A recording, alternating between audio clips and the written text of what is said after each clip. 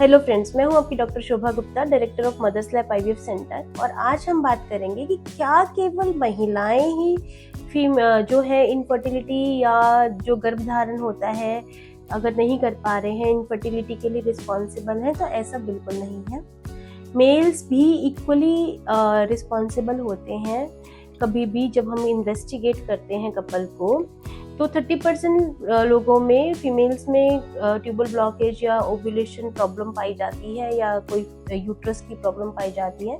और 30% केसेस में मेल्स में या तो स्पर्म की मोटिलिटी या स्पर्म का काउंट कम होना, इस तरह की दिक्कत पाई जाती है। और बाकी 40% केसेस में दोनों में कुछ ना कुछ तकलीफ पाई जाती है। तो ये तो एक मिथ है कि ओनली फीमेल्स आर रिस्पॉन्सिबल या खाली महिलाएं हैं वो ही रिस्पॉन्सिबल होती हैं इनफर्टिलिटी के लिए। दूसरा ये कि मेल्स का जो है वो सीमन एनालिसिस जो कि चेकअप है, ज़्यादातर डॉक्टर नहीं करते हैं।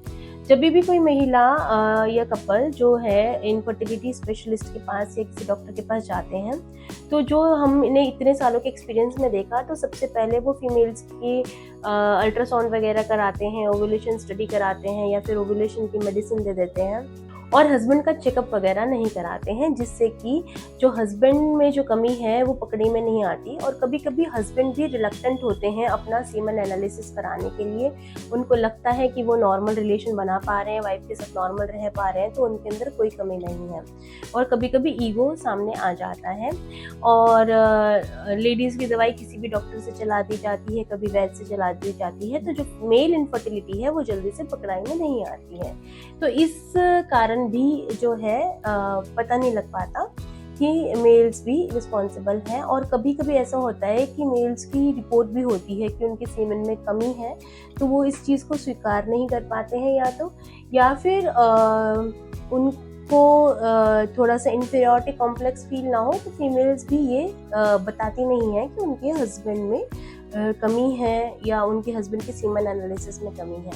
तो अगर कोई भी ऐसा केस है तो हमें मेल और फीमेल, मतलब कि जो लेडी है उसको और उसके हस्बैंड दोनों को चेकअप कर लेना चाहिए फर्स्ट सिटिंग में। दूसरी बात ये कि कमी किसी में भी हो तो हमें कोई दोषारोपण तो करना नहीं है। हमें क्या करना है कि अगर तो मेल्स के काउंट कम है या उनकी मोटिलिटी कम है तो उसके लिए दवाइयाँ दी जा सकती हैं, उसे सुधारा जा सकता है। और अगर बहुत ज़्यादा तकलीफ है, 0.1 मिलियन है या बहुत ज़्यादा मोटिलिटी कम है, तो उसके लिए भी जो इंट्रासाइटोप्लाज्मिक स्पर्म इंजेक्शन जो है टेक्निक है, उस टेक्निक के द्वारा हम भ्रूण जो है वो बना सकते हैं। और जब हम उस भ्रूण को फीमेल के अंदर डालते हैं तो ये आईवीएफ की तरह ही एक प्रक्रिया होती है, उससे हायर साइड होती है, तो वो कंसीव कर सकते हैं। तो हमें बिल्कुल भी घबराना नहीं है। और जो मेल्स हैं उनको भी घबराना नहीं है, उनको अपनी डाइट अच्छी रखनी है, उनको अपना स्ट्रेस लेवल कम रखना है। और अगर ऐसा कोई दिक्कत आती है तो उसकी रेक्टिफिकेशन जो है कि पॉसिबल है, उसको रेक्टिफाई किया जा सकता है और उनको अपना जेनेटिक बेबी मिल सकता है और वो भी अपने वंश की वृद्धि कर सकते हैं। Stay blessed and stay happy. मिलते हैं किसी अन्य टिप के साथ।